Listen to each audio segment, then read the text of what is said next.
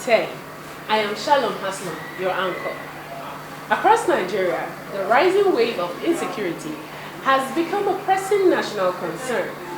From armed banditry in the northwest to insurgent attacks in the northeast, citizens are living in fear and communities are being torn apart. Tonight, we'll bring you a closer look at the crisis and growing calls for government action. In recent months, insecurity in Nigeria has dominated national discourse, with insurgency in the northeast that has left thousands displaced, while the northwest grapples with banditry and kidnapping across communities, while farmer-herder clashes in the north-central states have intensified, fueled by climate pressures and dwindling resources. The Nigerian military has continued to carry out coordinated operations across different formations in the country, but beyond the kinetic approach, citizens clamor for community policing, job creation, and stronger governance to address the root cause of insecurity. Each and every day you go out like thinking what will happen, the way things are going, like you are just going out and your heart is not that safe again because you don't know what will happen on the way or when you come back home. For any, let me not put it state, for any country, I think security should be the number one. If there is no security, I don't think any other thing is possible or is possible to do. So they should look into the matter, please. Like all of them, they should join hands together. If it means that they need to call help from I don't know where, but they should all put hands on decks, so that it can be possible for us to feel safe in our country. With the recent spike that we are having, it begs a lot of questions on what exactly is really happening. What exactly are we not getting right in the security architecture? Is it about the chain of command, or is it about intelligence gathering? Is it about response time? What exactly is happening? The recent abduction of students in primary school students and also teachers in Oyo State raised a lot of eyebrows. The recent attacks that we've had within some of insurgents in some part of Adamawa State also is quite alarming. The issues that we've also had about insecurity, banditry within the Niger State and also Sokoto and Katsina and some of those things. So you see, it's not something that is just sacred to a particular region, but it's something that spreads around the whole country, but even though they have their own peculiarity. So it's quite alarming. At least it's time for each and every one of us to get his PVC and vote everybody that is not performing out of the office. And let's try our possible best to bring in those people that are ready to secure our life. Because as the common man, once there is security, everything will fall in line. The government has a lot of different ministries and agencies that are concerned with security. So we advise and call on the government to engage them, to boost their morale and do the needful. Let them be on the forefront of what is happening to see that things get better. So we believe in their capacity and we know that they can do it, and we look up to them as loyal citizens. As the nation grapples with this challenge, the call from citizens is the urgent need for coordinated action to restore peace and stability across communities to feel safe and return to normalcy again. Edom John, NEWSNOW Television. Honorable Wafarni Theman Dalhatu, a former member of the Adamawa State House of Assembly, has emerged the governorship candidate of the Young Progressive Party YPP in Adamawa State. The party congress conducted by the state executives and supervised by national representatives and officials of the Independent National Electoral Commission (INEC) has in attendance delegates from across the 21 local government areas of the state.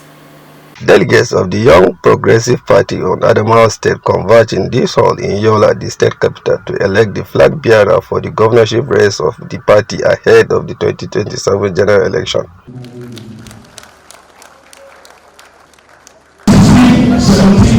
At the end of the direct primary, the sole aspirants of the party, Warfani Teman Dalhatu, scored 281 votes and was declared winner as announced by the returning officer Vidiano Bameyi. To the office of Governor of Adamawa State of Nigeria, I, Vidiano H. Bameyi, hereby certify that 1. I am the returning officer for the gubernatorial primary election held on the 29th day of May 2026. 2. That the election was contested by one aspirant, the sole aspirant, and we had to affirm or validate his position by way of voting through direct primaries. That the aspirants received the following votes: 281 votes. 281 votes. That Wafarini Teman, having satisfied the requirement of the YPP electoral guidelines, the YPP constitution and the law, is declared the winner and is returned elected as candidate for the gubernatorial election. In his acceptance speech, the YPP governorship candidate for Adamawa State, Honorable Wafani Iteman Delhatu, an all-inclusive administration, among others. Today, I'm the candidate for the governorship. I want to tell people of Adamawa State that the time they have been waiting for has come. And in the next few months, just like we did it before in this year, we will transform Adamawa State through our kind of structures down to the world level. That the Adamawa people will have a sense of belonging. The Adamawa people will be free from harassment of oppressors. The Adamawa people will have a breed of politicians. The conduct of the gubernatorial primary was peacefully and in line with the party's constitution and electoral guidelines. The Young Progressive Party says with its candidate now in place, attention will shift towards campaign and strengthening support across the state as preparation for the election gathers momentum.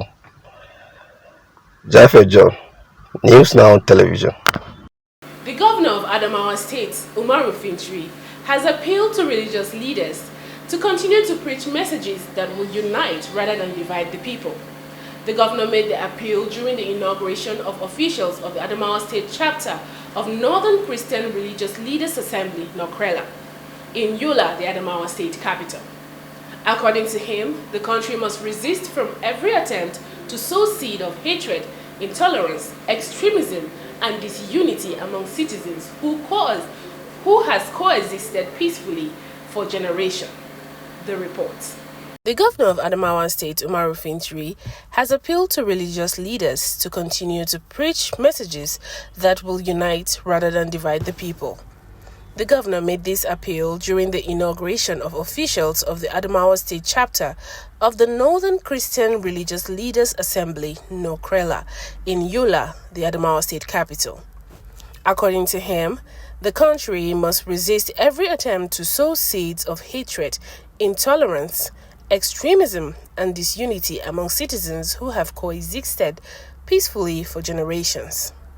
The issue of religious intolerance has been a major concern in the country following several religious crises resulting in the loss of lives and destruction of property and livelihoods. Irrespective of our religious divide, first and foremost, we are Nigerian first, and the Constitution of the Federal Republic supersedes any other law on the ground, and we find it fit to see that we all come together, irrespective of our religious divide, to talk about unity, to talk about peace, and to talk about the development that we need in our country. And now the Northern Christian leaders assembled together to see how they can achieve that. Your practicing of your religion is your own fundamental right, and you are protected by the law of this land to practice your religion. You have the right to choose which religion you belong to. You have the right to also practice your religion either alone or in group. And you also have the right to change your religion. This is a constitutional right that is given to you. And how is it important in this time? It's important because with the understanding that religion is your right, you also learn to respect the religion of other people. And that someone who is not of your own religion is not less a human being or less a citizen of this country than you. And so everybody has the right to belong to the religion of his choice, and then we also respect every other person's religion as we practice our own religion. As a body, we will encourage, religious harmony through interfaith dialogues, sharing ideas, and see how we will work together to encourage, unity in humanity. And if there's no peaceful coexistence, there's no how we can encourage unity in the state. This meeting holding in Yola, Adamawa State, is to inaugurate new officials of Northern Christian Religious Leaders Assembly, NOCRELA, established to address the recurring religious intolerance in Adamawa State. In his remarks, Governor Umaru Fintri, represented at the event by his Chief of Staff, Edgar Amos, emphasizes the influence of religious leaders in shaping attitude and promoting interfaith harmony. Adamawa State remains proud of its rich diversity and enduring culture of peaceful coexistence among people of different faiths and ethnic backgrounds.